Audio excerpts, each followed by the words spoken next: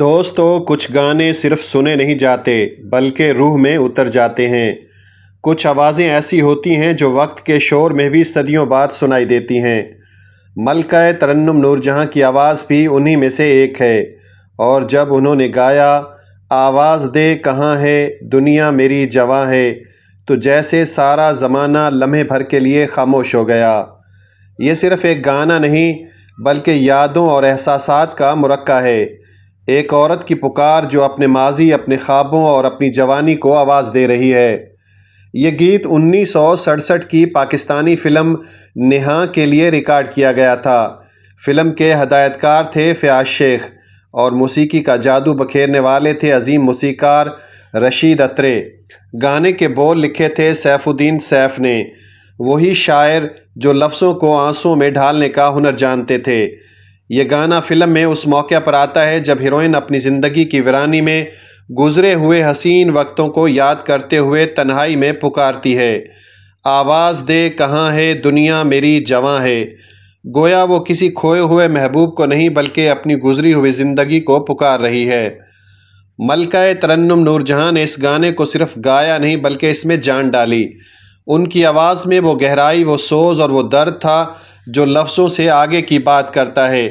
جب وہ گاتی ہیں آواز دے کہاں ہے دنیا میری جواں ہے، تو لگتا ہے جیسے ایک ماں اپنی کھوئی ہوئی بیٹی کو پکار رہی ہو، یا ایک عاشق اپنے ماضی کے راکھوں میں محبت تلاش کر رہا ہو۔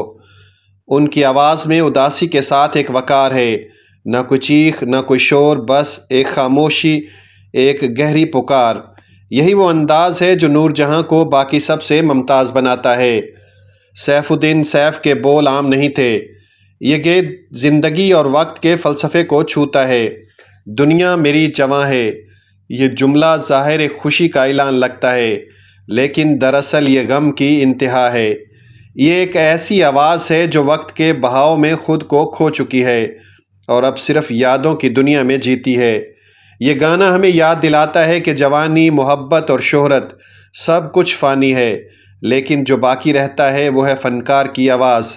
اسی لیے آج 60 برس گزرنے کے بعد بھی جب یہ گیت بجتا ہے تو دل کے اندر ایک ہلکی سی لہر اٹھتی ہے۔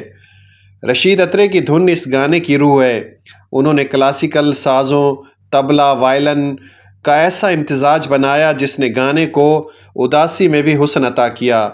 آغاز میں وائلن کی مدھم تانیں، پھر نور جہاں کی بھاری مگر نازک آواز۔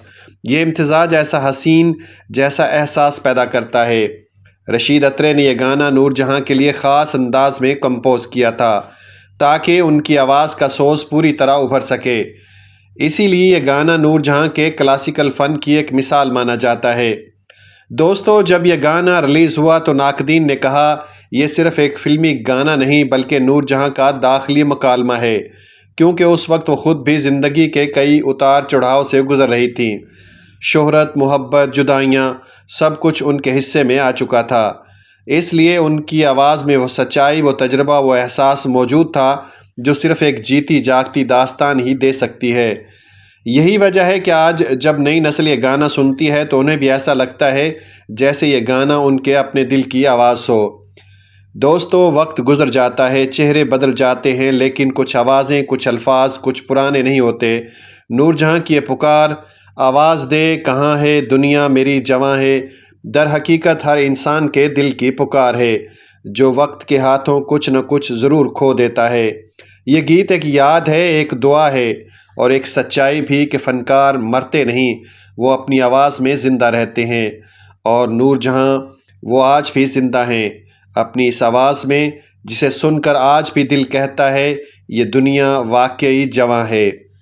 ناظرین آخر میں چھوٹی سی گزارش، اگر آپ نے ابھی تک ہمارے چینل کو سبسکرائب نہیں کیا تو محبت کے ساتھ سبسکرائب کر دیجئے۔ شکریہ، اللہ حافظ۔